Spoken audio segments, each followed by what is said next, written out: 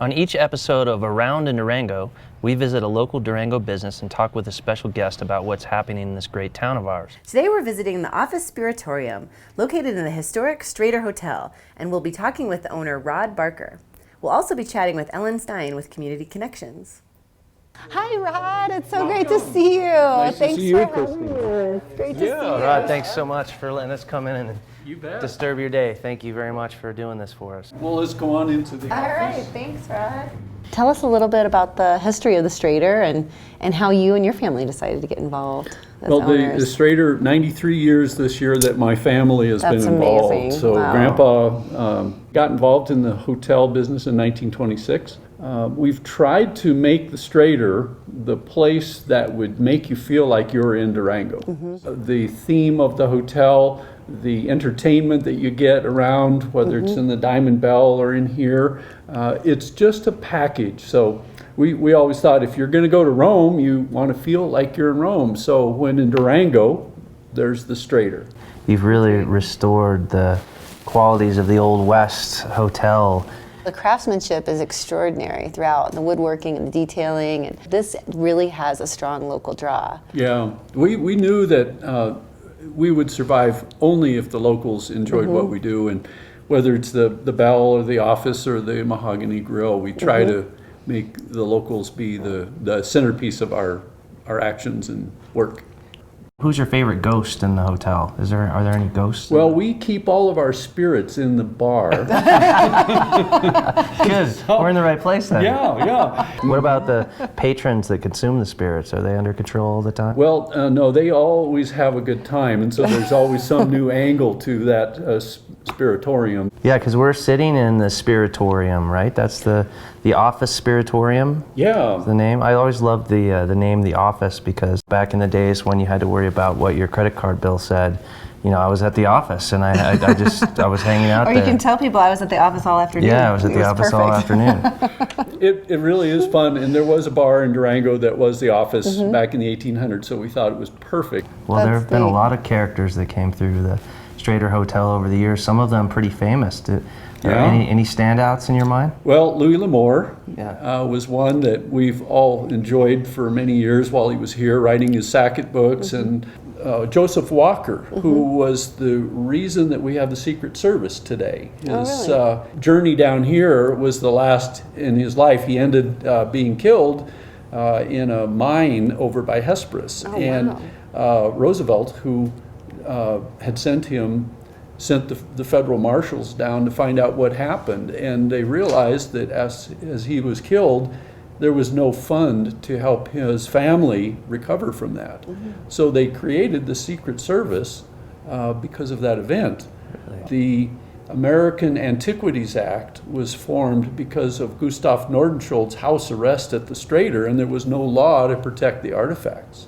So Durango has huge background of information. The Sixth Transatlantic Treaty was signed at the Strater in the 60s. Wow. The laying of the cable across the Atlantic, and they couldn't get it done in New York, so they came here. That's amazing. That's quite a piece of history Yeah. and the legacy of this hotel. You must have hundreds of those kinds of Oh, there are stories. hundreds and hundreds of stories. The Grateful Dead was here, and they left it intact. Oh, wow. So the stories of the rock and roll band coming through aren't always true. No, Okay. they were very respectful, and they had a lot of fun. It's going to ruin a lot of people's ideas about I that kind of thing. Yeah, it really is. By calculations of number of drinks that we've sold and dinners and overnight accommodations, we're somewhere in the 4 million people range in our history. That's amazing. More than Denver. That is Yeah. amazing. And to have this little hotel serve that many people, so it really puts a perspective on it. Well, as long as we're sitting here in the Spiritorium, what do you say we imbibe a little bit in what the Well, I think we should. guys are offering? Yeah. Great. Thank you so much. Great. You bet. Thank Thanks so you. much, Rod. Yeah. Well, hello, friends. Hi, that looks great. Wow. Oh, this, since the sun is still burning, it's tequila season. Lovely. This is our Once Upon a Time in Durango. It's a chili twist on a margarita. It's got a little kick to it. Spicy margarita is my favorite drink in the world. Thank you very much. Thank you so much, Appreciate it. Wade. Ellen, thank you so much for coming to meet with Thanks us for today. the invitation. Of course. Yeah, Cheers. good to see you both. It's fun to meet at the office, whereas it's always 5 o'clock according to the clock here. 5 o'clock. Wade's cocktail is delicious. Yum. That's awesome. Wow, delicious. That is amazing. Yeah, I'll have yours if you don't want it. We'll see. Okay, all right, let me know.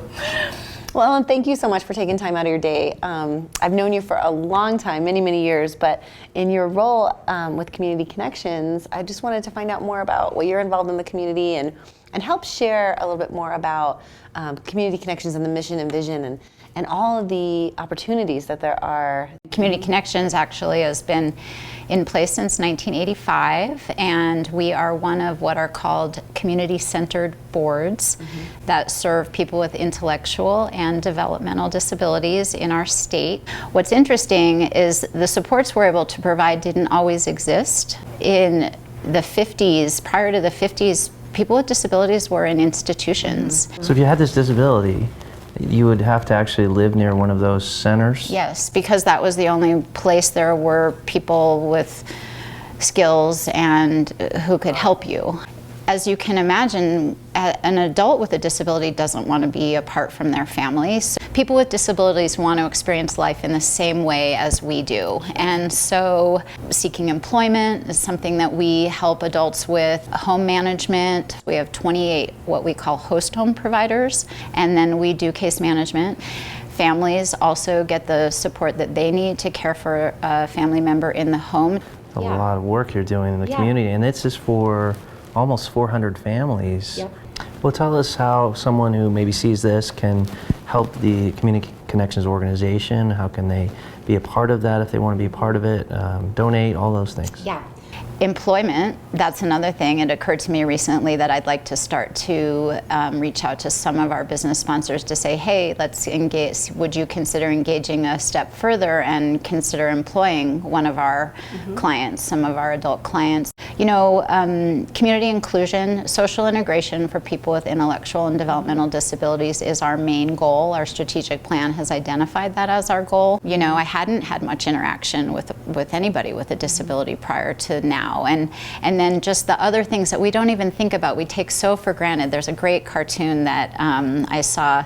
There's a steps going up to a public building, and the steps have snow on them, and the ramp, that is the access ramp, has snow on them, and the person clearing the steps points to the person at the ramp with the wheelchair saying, hang on a second, we'll get there. And the person at the bottom of the ramp says, if you clear the ramp first, we can all use it. Right. So thinking about strollers, baby strollers, I mean, the city again has done a great job of working with CDOT to put in all of these new street crossings, and that benefits everybody. Wow. Well, thank you so much for joining us and taking time out of your day thanks and for inviting informing me to us. Really appreciate it. Thank you We're so real much grateful for all for the work you guys do. Thank you as well. For Cheers. the- All right, cheers. Cheers. Cheers to that. All right.